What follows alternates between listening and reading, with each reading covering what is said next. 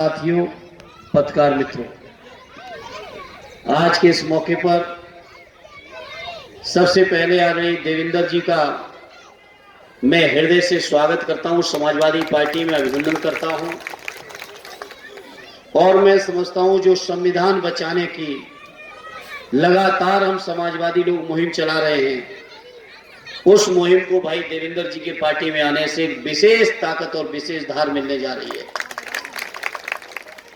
और मैं देवेंद्र भाई आपको और आपके साथ जितने साथी आ रहे हैं पार्टी में, उनको भरोसा दिलाता हूं कि आपके मान, आपके सम्मान, आपके स्वाभिमान की न केवल रक्षा सुरक्षा बल्कि जिस सपने के साथ आप समाजवादी पार्टी में आ रहे हो, आपके हर सपने को पूरा करने में हम ही लोग सक्षम है, दूसरा कोई सक्षम नहीं है। देवेंद्र भाई और उनके सभी साथियों का मैं स्वागत करता हूं। जहां तक इस सिरसौली का गांव, ये समाजवादी पार्टियों के लिए बड़ा महत्वपूर्ण गांव है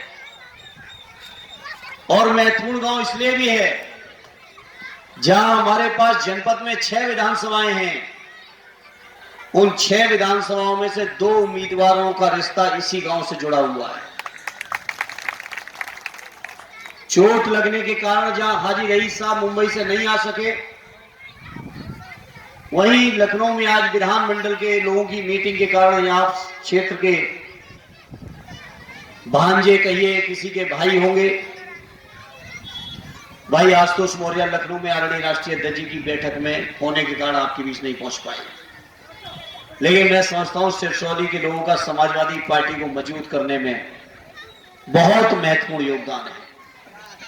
ऐसे शानदार गांव में आज कार्यक्रम का आयोजन किया देवेंद्र जी आपने, आपको और सारे ग्रामवासियों को मैं हृदय से बहुत बहुत बधाई देता हूं। साथ ही संतोष जाटव जी ने मेरे आने के बाद, मेरे आने से पहले भी कई साथियों ने देश के सामने जो चुनौतियां हैं उस पर चर्चा आप सबके बीच रखी अपनी बात को। साथियों, ये कोई समाजवादी लोग, हम लोग कोई आपको गुमराह करके वोट लेने की नियत से नहीं, किसी के प्रति गलत भावना से नहीं, बल्कि जो एक देश के हर नागरिक के दिल और दिमाग में देश की चिंता होती है, उस चिंता के तहत ही हम समाजवादी लोग आप सबको जागरूक करना चाहते हैं। जागरूक इसलिए करना चाहते हैं, ये भारतीय जनता पार्टी के लोग जिन्हें बर्दाश्त नहीं है इन भारतीय जनता पार्टी वालों को कि कोई भी दलित, पिछड़ा, अल्पसंख्यक, गरीब, किसान, नौजवान, बुनकर, मजदूर, समाज का कोई व्यक्ति तरक्की कर पाए, खुशहाली आए, उसके जीवन में हक, अधिकार और सम्मान, स्वाभिमान मिले, ये बीजेपी के लोगों को बर्दाश्त नहीं हो रहा है। और यही कारण है, एक नहीं हर मौके पे आप सब आकलन करो, जब समाजवादी पार्टी के हमारे राष्ट्रीय अध्यक्ष माननीय अखिलेश जी लगातार मांग कर रहे हैं इस बात की कि देश के अंदर जाति जनगणना करा दो, जाति गणना होगी तो उस गणना के आधार पर नीतियां और कार्यक्रम बनेंगे, योजनाएं बनेंगी, लोगों को लाभ मिलेगा। लेकिन बीजेपी के लोगों को यह बात गवारा नहीं है और उत्तर प्रदेश की विधानसभा से लेकर दिल्ली की लोकसभा तक कई बार बीजेपी के लोगों ने कह दिया कि हम जाति जनगणना नहीं होने देंगे। और ये गणना इसलिए रोक रहे हैं क्योंकि उन्हें पता है कि जिस दिन देश के अंदर जाति जनगणना होगी, लोग अपनी संख्या को जानेंगे, तो लोग अपनी जागरूकता के साथ जब राजनीतिक फैसले लेंगे तो बीजेपी के लोगों की दुकान बंद हो जाएगी। इस डर से जाति जनगणना नहीं होने दे रहे, उन्हें नहीं बर्दाश्त है।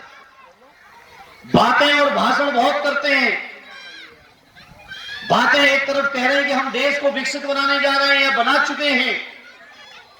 सच्चाई यह है कि जिस जिस गांव में उनके कार्यक्रम भाजपा के हुए हों, आप पता करोगे तो सिर्फ आरएसएस के एजेंडे के प्रचार के अलावा बीजेपी के लोगों के पास दूसरा कोई काम नहीं बचा है। ठीक ही कह रहे थे संतोष जी कि राशन का पर्दा डाल के देश के संविधान को बदलना चाहते हैं। और ये सच है, इस बात पर यकीन रखना, अगर कहीं दुर्भाग्य से बीजेपी की सरकार दोबारा आ गई तो ये मान के चलना, जिस रूप में बाबा साहब ने हमें आपको हक और अधिकार दिए हैं, उन हक और अधिकारों पर पूरी तरह से डाका बीजेपी के लोग डालेंगे और संविधान को बदलेंगे। नहीं बर्दाश्त हो रहा उन्हें। हम और आप दूर न जाएं। यहां बगल में उजानी शहर है हमारे आपके बीच में। बताओ, नई साल पे मैं समझता हूं 2 या 3 तारीख थी, बाबा साहब की मूर्ति को खंडित करने का काम यही शरारती तत्वों ने बीजेपी की सरकार में किया।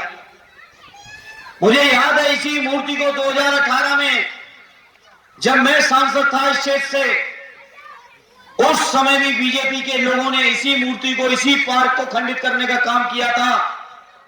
उस समय की अगर वहां जानी के और आसपास के लोगों को पता होगा, उस समय पूरे पार्क का मेंटेनेंस और बाबा साहब की मूर्ति मैंने लगवाने का काम किया था और उसी मूर्ति को फिर से खंडित कर दिया।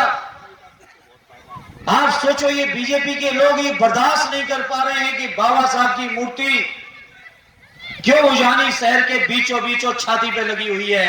ये बीजेपी के लोगों को बर्दाश्त नहीं हो रहा है। आप सोचो कि हमारे महापुरुष जिन्होंने देश का संविधान हमें आपको दिया हो, हक, अधिकार, न्याय, संविधान, सुरक्षा, सारी चीजें जिस संविधान में लिखी गई हो, उस संविधान को देने वाले बाबा साहब की मूर्ति भी भारतीय जनता पार्टी वाले बर्दाश्त नहीं कर पा रहे हैं।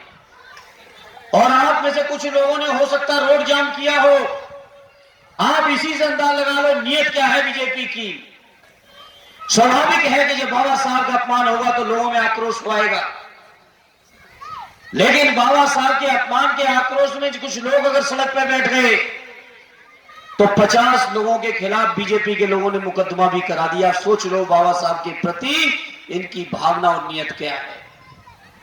कार्रवाई तो आज तक नहीं हुई तोड़ने वालों पर, लेकिन जो लोग विरोध कर रहे थे कि मूर्ति नहीं टूटनी चाहिए थी, उनके 50 लोगों के खिलाफ इन्होंने मुकदमा कर दिया है। यह है बीजेपी। इसलिए मैं सिरसौली, उजानी, बिलसी और आसपास के जो लोग भी मौजूद हैं, मैं उनसे कहूंगा कि ये बीजेपी के लोग देश का संविधान खत्म करना चाहते हैं और लगातार प्रयास कर रहे हैं, लगातार इस षड्यंत्र में लगे हुए हैं कि कैसे देश का संविधान खत्म हो।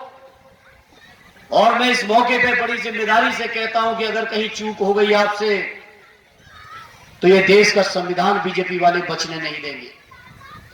और संविधान के साथ साथ देश का लोकतंत्र, जिसके बारे में संतोष जी कह रहे थे कि हो सकता है ये वोट डालने का जो हक है, ये बड़ी बात नहीं है, आखिरी मौका हो वोट डालने का। अगर बीजेपी लौट आई तो आने वाले समय में आपको वोट डालने का भी अधिकार छीन सकती है। तो बताओ मेरे सिरसौली और बिलसी और आसपास के लोगों, बचाओगे संविधान को कि नहीं बचाओगे? और संविधान बचाने का एक ही रास्ता है, एक ही रास्ता है साथियों, और वो रास्ता है कि भारतीय जनता पार्टी को हराओ और समाजवादी पार्टी को जिताओ, तभी संविधान बचेगा साथियों। बहुजन समाज पार्टी के नेता, उनका हम लोग सम्मान करते हैं। वो लाख कोई भी आरोप प्रत्यारोप लगाती रहे, लेकिन हम लोग तब भी उनका सम्मान करते हैं। लेकिन सच्चाई तो यह है कि बीजेपी के लोगों ने उन्हें जांचों में इतना घेर लिया है कि वो चाह के भी बीजेपी का विरोध नहीं कर पाती है, और वही करती हैं जो बीजेपी के लोग चाहते हैं। जब जब बीजेपी के लोगों को जरूरत पड़ी दिल्ली में, तो बहुजन समाज पार्टी की नेता ने उनकी मदद की है, लेकिन मदद करते समय आपने बाबा साहब के संविधान को बचाने की शर्त बहन जी आपने भी नहीं रख पाई। संविधान देश का तभी बचेगा जब उत्तर प्रदेश में आदरणीय अखिलेश यादव जी मौजूद होंगे, समाजवादी मौजूद होंगे, और उन्होंने जो नारा दिया है पीडीए का, ये बीजेपी के लोग उस पीडीए के नारे से घबराए हुए हैं। इन्हें डर लगता है कहीं पिछड़े दलित अल्पसंख्यक भाई इकट्ठे हो गए तो बीजेपी के लोगों को कहीं अता पता नहीं चलेगा। और बीजेपी के लोगों ने देश के अंदर जितने भी महत्वपूर्ण जगह हैं, कहीं दलित पिछड़े अल्पसंख्यकों के लिए कोई स्थान नहीं रखा है, हर जगह उनको काटने का काम किया है। ये भारतीय जनता पार्टी के लोग, सुना है राम मंदिर के नाम पर चावल बांटते घूम रहे गांव-गांव, न्योता दे रहे हैं। भगवान राम बीजेपी के लोग आज से पहले भी थे और आपकी सरकार नहीं रहेगी तब भी रहेंगे, लेकिन इन बीजेपी वालों से पूछ लेना, यही भगवान राम के नाम का जो ट्रस्ट बना है, एक भी पिछड़ा, एक भी दलित उसमें शामिल नहीं है। एक भी महत्वपूर्ण स्थानों पर नहीं जा सकते हो आप, केवल राशन ले लो और वोट दे दो। इसके अलावा बीजेपी के लिए आपके दिल में आपके लिए कोई स्थान नहीं है। बताओ, यही बीजेपी के लोग बहुत ढिढोरा पीटते हैं राशन का। इन बीजेपी वालों से पूछो कि किसानों की यूरिया जितने रुपए में पहले 50 किलो मिलती थी, पहले 45 की, और अभी 2 दिन 3 दिन पहले 40 किलो कर दी। बताओ, उतने ही रुपए में कर दी कि नहीं कर दी बीजेपी वालों ने? 5 किलो राशन देने की बात करते हो, लेकिन 10 किलो यूरिया आपने कट्टे में से निकाल दी। बताओ, मेरे किसानों की जेब काट ली कि नहीं काटी बीजेपी के लोगों ने? बताओ, इन बातों को मेरे किसान भाइयों समझोगे कि नहीं समझोगे?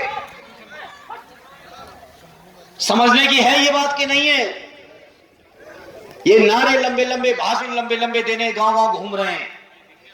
इनसे पूछो कि आखिर यूरिया का तुम्हें दाम बढ़ाना तो दाम बढ़ा लेते, लेकिन सोचते हो कि किसानों को गुमराह कर दोगे, आंखों में धूल झोंक लोगे कि साहब उतना ही रुपए की है, लेकिन उतने रुपए की तो है, लेकिन 10 किलो घटा दी है।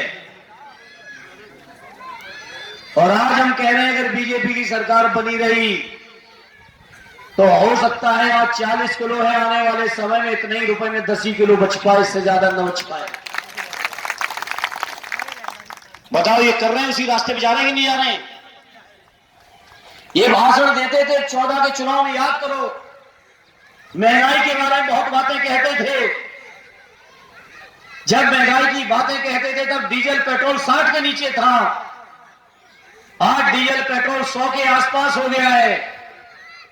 जब महंगाई की भाषण बीजेपी वाले देते थे तब आपका गैस का सिलेंडर केवल 450 था, और अब तो 1150 भी पार करके छुआया है। आज सोचो कहीं दोबारा ये बन गए तो कहां पहुंचा देंगे बीजेपी वाले। यही भाषण सुनो बीजेपी के लोगों के 2022 के चुनाव से पहले, विधानसभा का चुनाव था, ये भाषण देते थे किसानों की आमदनी दूनी कर देंगे।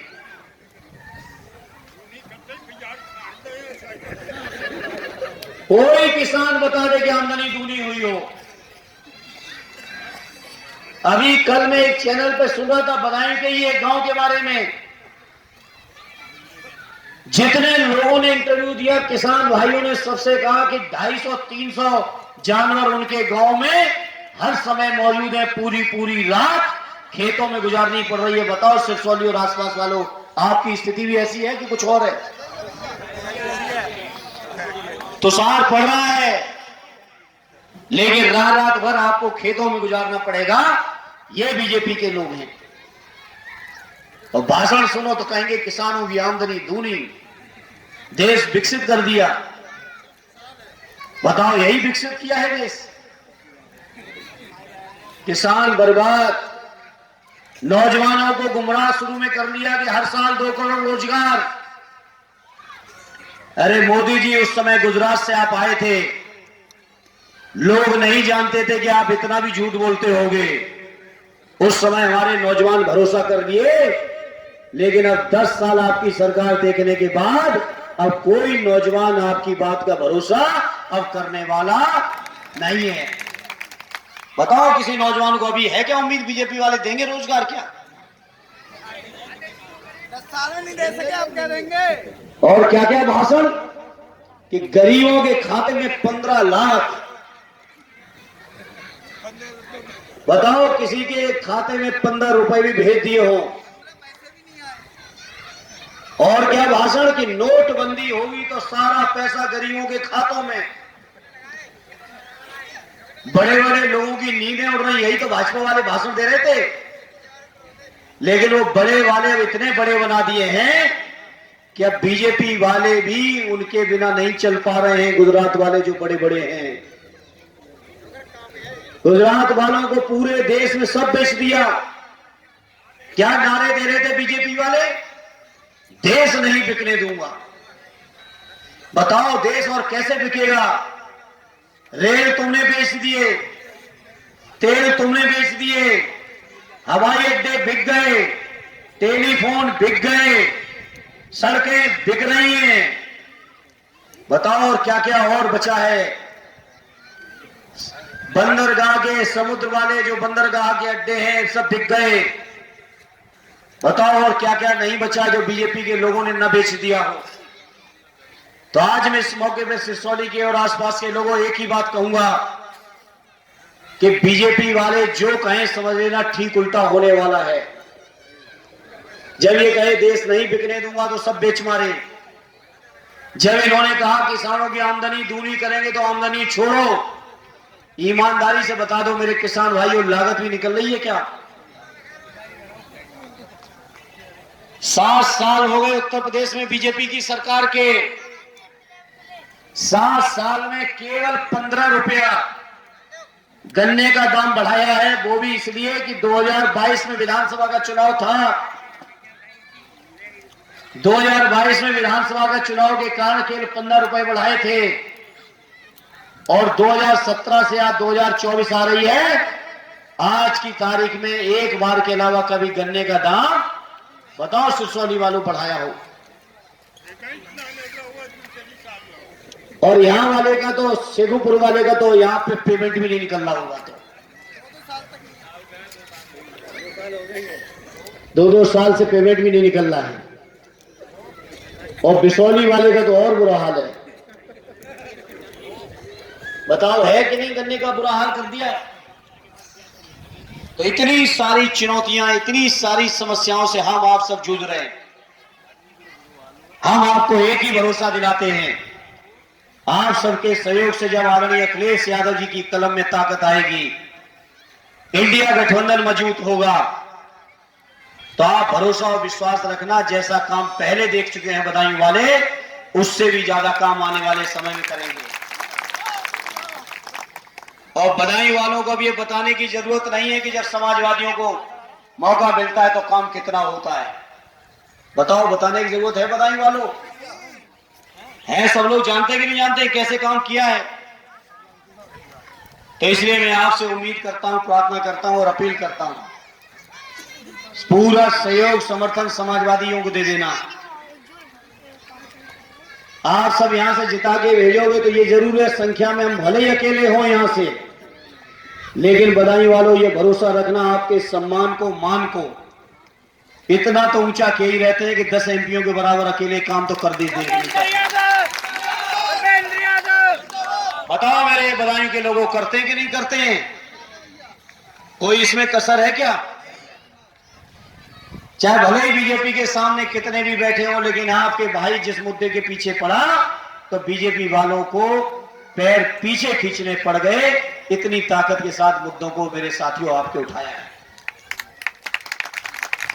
और मुद्दों के उठाने के साथ साथ हम समाजवादियों को ताकत जब आप दे दोगे, आदरणीय अखिलेश यादव जी के हाथों में जब ताकत आएगी, तो आप यकीन रखना उस ताकत का उपयोग बदायूं की तरक्की में करने का काम करेंगे। कोई कसर आपके बीच नहीं रहने देंगे।